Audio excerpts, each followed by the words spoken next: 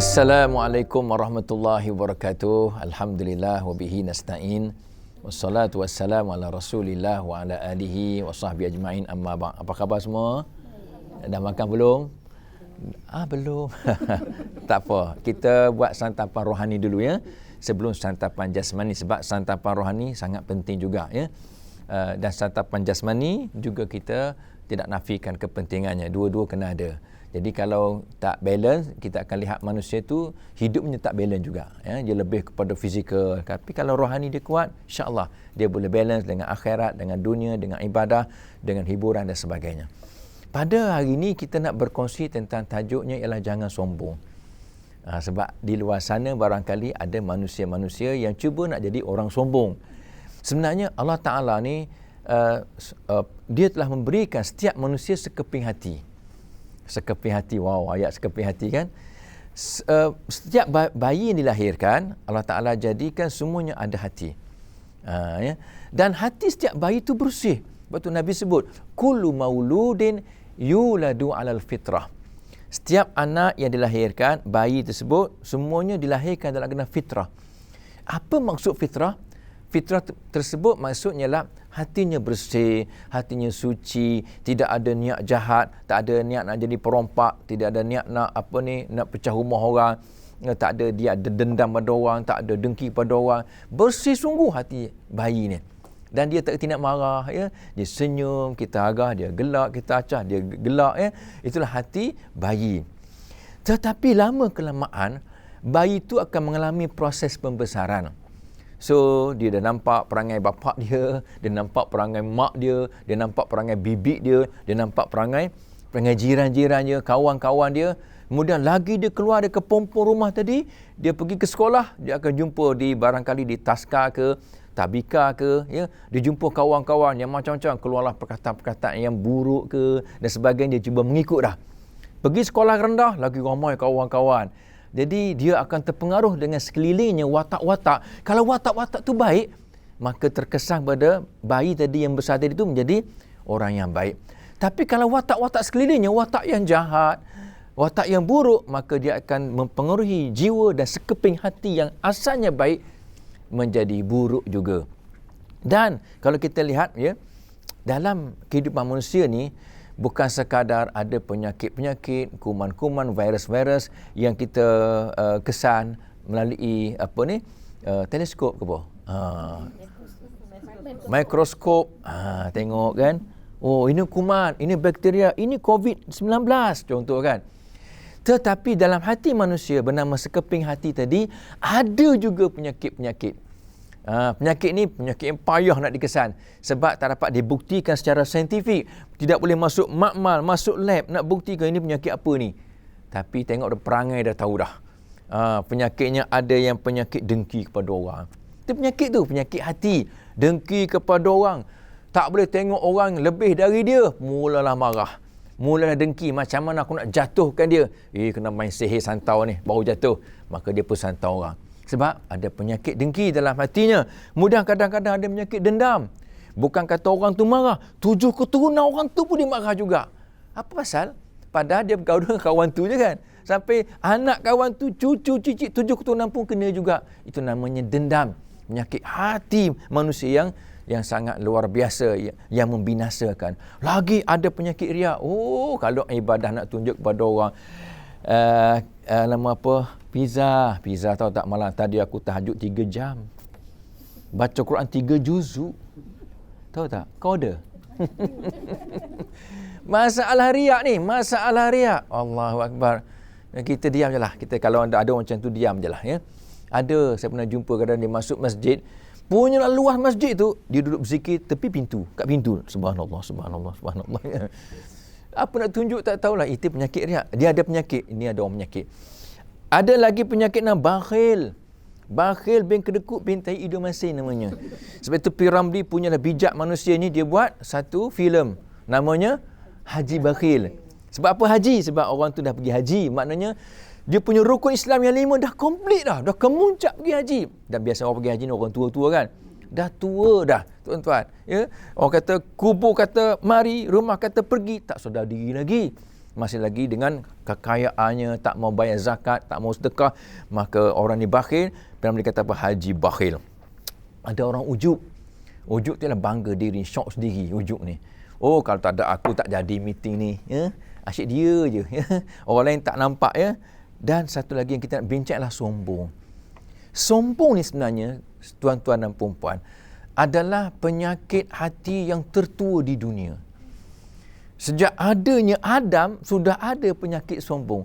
Tapi bukan Adam yang sombong. Siapa yang sombong?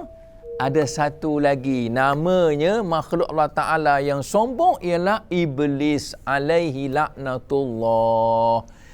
Bila mana Allah Ta'ala menciptakan Nabi Adam, siap penciptaannya, sempurna penciptaan kejadian Adam, Allah Ta'ala perintahkan malaikat-malaikat supaya sujud kepada Adam. Semua malaikat sujud kepada Adam. Bukan sujud penyembahan, ya. Sujud tanda penghormatan. Sujud hormat, bukan sujud sembah. Dan sujud pun kita tahu macam mana kaedah sujud. Kita sebut sujud saja. Itu hormat. Hormat kepada Adam semua, wahai malaikat. Semua malaikat-malaikat hormat kepada Adam. Illa Iblis, malaikat Iblis yang tidak hormat kepada Adam. Bila ditanya, kenapa engkau tak hormat, tak sujud pada Adam? Qala ana khairum minhu, dia kata. Dia kata apa? Aku lebih baik daripada dia, yakni Adam. Dia kata kepada Allah ni, bukan kepada Adam. Dia kata kepada Allah. Allah, hei Allah, aku lebih baik daripada Adam. Engkau ciptakan aku daripada api. Engkau ciptakan Adam daripada tanah. Api lebih baik daripada tanah. Sudah lagi boleh rujuk dalam surah Al-Ahzab ayat yang ke-12. Surah Al-A'raf ayat ke-12. Surah Al-A'raf ayat ke-12 menceritakan bahawa itulah permulaannya penyakit hati yang bernama sombong, disebut dalam bahasa Arabnya takabur. Takabur, sombong, bongkak, angkuh. Itu namanya dalam definisi tentang manusia yang luar biasa sifat sombongnya. Sebab itu kadang-kadang kita lihat ni, sombong ni ialah penyakit hati yang asalnya daripada iblis. Siapa-siapa sombong artinya dia telah mewarisi satu ilmu yang jahat daripada iblis. Lepas tu kena buang, sifat sombong kena buang, ya. Ada manusia dia sombong dengan kekuasaannya yang ada pada dia. Oh, sombongnya, ya. Aku YB. Kau siapa? Kau YB, aku YB. Contohnya kan. Luar biasa sombongnya. Padahal dia dilantik oleh orang bawahannya, dilantik oleh rakyat. Tak boleh sombong dengan kekuasaan kita ada. Sebab berapa ramai orang yang akhirnya dia menjunam jatuh. Ya, tidak lagi jadi orang yang ada kuasa. Dia kena sedar yang tu satu hari nanti kekuasaannya tak kekal. Hari ini dia berada di puncak kekuasaan. Besok lusa dia jatuh. Ya, orang pun menilai. Kau jadi dah ada kuasa itu, kau hina orang kan. Sekarang kau dah jatuh, kami tak angkat lagi dah. Ada orang sombong dengan harta kekayaannya. Harta kekayaan, banyak hartanya. Dia tengok orang miskin, dia tengok, kau apa ada? Malas. Padahal orang tu memanglah dah usaha macam-macam dah. Ditakdirkan miskin juga macam mana, tapi dia kata malas. Jadi kalau kita ada harta banyak, jangan sombong, ya. Allah Ta'ala test saja. Sebab Allah Ta'ala boleh tarik balik nikmat harta bila-bila masa. Ada beberapa ramai orang, saya baca dalam surat khabar, Masya Allah, ya, jutawan, ya, hilang sekelip mata, juta-juta duitnya sebab kena Macau scam. Habis sekelip mata hilang. Tuhan boleh tarik balik nikmat sekelip mata, kena pecah rumah, kena rompak. Kenapa kita nak sombong dengan harta kekayaan kita? Ada orang sombong dengan gelarannya. Gelarannya ni berikan atas dunia. Bila mati tak ada gelaran tu. Kalau saya mati pun dipanggil Fauzi, Muhammad Fauzi saja. Tidak ada gelaran sebelum tu apa dia. Tak ada. Kenapa? Kadang-kadang gelaran ditarik balik, ya. Ada orang sombong dengan keturunannya. Oi, saya keturunan Rasulullah. Perangainya bukan macam Rasulullah. Buat apa nak sombong? Saya keturunan Abu Bakar Siddiq. Tapi kepribadiannya tidak mencerminkan keturunan Abu Bakar Siddiq yang baik akhlaknya. Buat apa nak sombong? Yang hebatnya Rasulullah. Yang hebatnya Abu Bakar, bukan kita. Ada orang sombong dengan rupa paras. Rupa paras boleh luntur akak-akak. Ya, dulu cantik kan. Sekarang ada separuh lah yang lagi. Masih kekal. Ya. Iya, dulu Masya Allah dengan Slim Rivernya. Ya. Sekarang yang macam Doraemon pun ada. Ya. Dulu kita kental, kita punya kulit Oh, tapi sekarang kalau tarik kulit, ya Allah naik kulit tu kan. Tinggal isi kat bawah.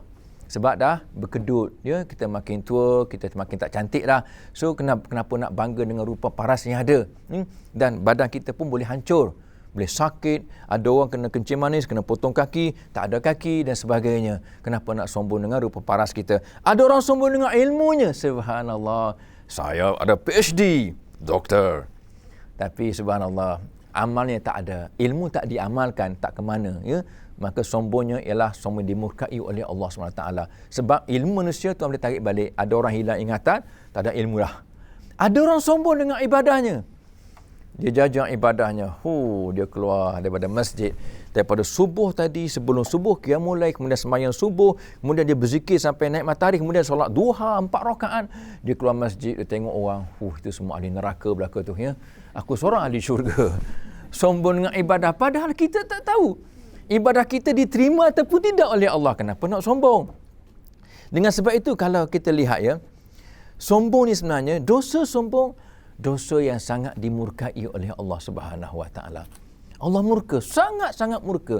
Al-Mutakabbir ni, Al-Mutakabbir, sombong, hanya milik mutlak, eksklusif untuk Allah Ta'ala saja. Sebab tu bila kita angkat takbir, Allahu Akbar, Allah Maha Besar. Allah Ta'ala suruh kita sebut, dia Maha Besar. Dia seorang saja yang boleh menyombongkan dirinya sebab dia memiliki segala-galanya, tidak akan lenyap bila-bila pun. Tapi kita akan lenyap bila-bila, masa-masa, ya, tertentu. Apa dia, pangkat, kuasa, harta, rupa paras, ilmu, ibadah dan sebagainya. Tapi Allah tidak. Selama-lamanya dia berdiri dengan sifatnya yang hebat, yang agung. So, dia mengajar kita, kau jangan sombong. Aku seorang yang boleh sombong. Tapi sifat lain kau boleh ambil. Sifat penyayang milik Allah kita boleh ambil. Sifat adil milik Allah kita boleh ambil. Tak ada masalah. Tapi yang tu jangan ambil. Sebab itu disebut, innallaha la yuhibbu kulla mukhtalin fakur. Sesungguhnya Allah Ta'ala amat tidak menyukai, yakni Allah Ta'ala sangat benci kepada orang-orang yang sombong lagi, bongkak lagi angkuh. Dia benci. Sebab itu janganlah. Kalau Tuhan kata, aku dah benci sifat tersebut, jangan pakai. Jangan beramal. Jangan menghiaskan diri kita dengan sifat tadi. Tapi kita tukar sifat yang lain. Ya. Kita tengok contoh saya sebut, ya, Fir'aun, dia sombong dengan kekuasaannya. Dia jadi raja sehingga dia suruh rakyatnya sembah dia. Aku Tuhan. Dia kata apa? Dia kata dalam Quran, ana rabbukumul a'la. Hei rakyat-rakyat, aku adalah Tuhan kamu yang maha tinggi. Subhanallah. Namanya Fir'aun. Dia sombong dengan kekuasaan dia ada. Bagaimana dia mati? Dalam keadaan yang sangat hina. Dia mati lemas dalam air yang begitu lembut sahaja. Dan Tuhan selamatkan jasadnya, bodinya, mayatnya terdampar di tepi laut untuk tunjuk kepada kita, inilah contoh orang yang sombong. Namrud sombong dengan kekuasaan yang dia ada. Dia cabar, wahai Nabi Ibrahim, ya, ceritakan tentang Tuhan kamu. Kata Ibrahim, Tuhan aku boleh menghidupkan dan mematikan. Dia kata, aku juga boleh menghidupkan dan mematikan. Dia panggil 2 orang banduan. Salah seorangnya, dua-dua dah akan dijatuhkan hukuman bunuh. Dia kata, aku juga boleh menghidupkan dan mematikan. Engkau dua-dua akan jatuhkan hukuman bunuh, ya? Ya. Hukuman mati kan? Ya. Okey, sekarang kau bebas. Tengok, aku boleh menghidupkan dia. Yang sekarang, pancung sekarang. Pancung. Tengok, aku boleh mematikan dia. Wahai Ibrahim, aku juga boleh menghidupkan dan mematikan seseorang. Sombongnya dia. Sombongnya dia. Akhirnya, dia juga dibinasakan oleh Allah Ta'ala. Dalam satu riwayat dikatakan, seekor nyamuk saja masuk dalam lubang hidung dia. Bersarang kat situ selama 500 tahun. Dia menderita kesakitan. Akhirnya dia mati dalam keadaan yang sangat hina. Begitu juga dengan orang yang sombong dengan hartanya. Siapa dia? Yang paling kaya atas dunia ini. Kalau kita cangkul-cangkul tanah di belakang rumah kita, ternampak harta. Itu harta siapa? Bukan kita punya. Bukan Ahmad Al-Mat punya. Itu harta Qarun yang punya. Padahal Qarun kat Mesir sana. Ni belakang rumah kita kat Malaysia kan? Keluar, harta Qarun rupanya. Qarun juga dapat nama sebab kaya gila Qarun ni. Tapi disebabkan dia sombong dengan kekayaan dan hartanya, dia menghina orang lain, maka Allah tenggelamkan rumahnya, tenggelamkan hartanya, tenggelamkan pengikutnya dengan dia sekali. Dan satu tanah yang begitu luas, akhirnya sekarang dia panggil Tasik Qarun di Mesir. Subhanallah. Jadi kesudahan mereka adalah dalam keadaan yang sangat hina. Allah tutup riwayat mereka. Siapa dia? Antaranya Qarun, Fir'aun dan juga Namrud. Sebab itu kita pilih jalan hidup yang lebih baik, yang lebih harmoni dengan Allah, yang lebih sihat, ya, yang lebih berpahala, iaitu tawaduk. Ganti dengan tawaduk. Tawaduk ni dalam bahasa Arab, dalam bahasa Melayu dipanggil apa? Merendah diri. Ya? Orang kata apa? Kalau kita merendah diri pun tak akan hilang ilmu kita. Kita merendah diri tak akan hilang lah. Orang kata apa? Tak akan hilang lah kita punya gelaran kita. Tidak akan hilang keturunan kita. Sebab kita merendah diri. Ya, Nabi SAW menyebut, Man tawadu'a rafa'ahu Allah. Siapa-siapa yang merendah diri, Allah Ta'ala akan angkat darjat dia. Lebih baik merendah diri. Bila kita merendah diri, kita ramai kawan. Kita ramai sahabat. Orang semua sayang. Orang suka kita. Tapi kalau kita sombong, yang datang sebelah kita telah pengampu-pengampu sahaja. Yang nakkan sesuatu yang ada kepentingan tertentu. Tapi yang lain yang datang dengan ikhlas akan lari. Aku tak suka orang sombong. Orang sombong ni, tuan-tuan, katakanlah kalau dia boleh keluarkan baunya sangat busuk. Orang sombong ni. Baunya sangat busuk. Sebab itu dalam Quran mengajar kita. Ya? Quran mengajar kita, tengok Nabi SAW. Nabi ni, dia apa dia? Dia ibadahnya hebat. Keturunan Quraisy. Keturunan yang paling mulia Quraisy. Dia punya harta bila-bila masa saja dia boleh minta dengan Allah. Tak ada masalah. Dia boleh minta daun kayu tukar jadi wang. Ya? Dia punya pasir-pasir di pantai pada pasir tukar jadi emas. Boleh. Tapi Nabi tak minta yang tu. Ya? Nabi apa dia? Rupa paras? Ada. Handsome Nabi ni. Ya? Apa lagi? Ilmu, subhanallah. Ibadahnya hebat. Tapi Nabi ni duduk sama rendah, berdiri sama tinggi dengan sahabat-sahabatnya. Tawaduknya dia. Dia kalau makan, macam orang lain. Duduk bersimpu, bersila macam orang lain. Kalau dia berpakaian pun macam sahabat-sahabat yang lain juga. Sehingga ada seorang duta daripada luar negara, datang nak pergi cari Rasulullah SAW, nak jumpa King kat Madinah ni, raja kat Madinah yang bernama Muhammad SAW. Dia cari mana istana, tak jumpa istana. Akhirnya tanya orang, mana aku nak jumpa raja kamu, nabi kamu, rasul kamu, pemimpin kamu, ketua kamu yang bernama Muhammad SAW. Maka sahabat tunjuk tu kat perkumpulan ramai-ramai, pergi saya kat sana ada. Maka duta ni pun pergilah, pergi kat sana. Dalam perkumpulan ramai-ramai itu dicari mana yang lebih sikit kedudukannya, bajunya berbeza, ya, tempat duduknya lain. Tak jumpa, sama juga. Jubah sama, serban sama, cara duduk sama. Dia cari mana yang pemimpin kamu ni? Maka akhirnya mana satu Muhammad? Tu Muhammad. Subhanallah. Dia pun terkejut sebab Nabi tidak pernah membezakan dia dengan sesiapa sahaja. Nabi duduk sama dengan orang miskin. Nabi bergaul dengan anak yatim. Nabi melayan, menghormati ibu-ibu tunggal yang dalam keadaan dhaif. Jadi semua orang boleh bersama dengan Rasulullah. Semua orang seronok bersahabat dengan Nabi. Semua orang semua sayang kat Nabi. Sebab Nabi tak sombong. Tapi kalau cuba kita sombong satu hari, pakat lari habis kawan-kawan kita. Walaupun bukan hari-hari, sekali sombong. Semua pakat lari. Tak mau. Kita tak berkawan dengan orang sombong. Jadi, malah sama-sama kita singkirkan sifat sombong daripada jiwa kita dan kehidupan kita, insyaAllah. Sebab sombong ni akan diwarisi oleh anak-anak kita, oleh keluarga kita, kalau kita biarkan bermerajalela dalam hidup kita. Okey, cukuplah sekadar itu pada pagi ini. Yang menonton, jangan lupa untuk like dan share, subscribe HMI IKN TV channel. InsyaAllah kita kongsi bersama benda yang bermanfaat. Assalamualaikum warahmatullahi wabarakatuh.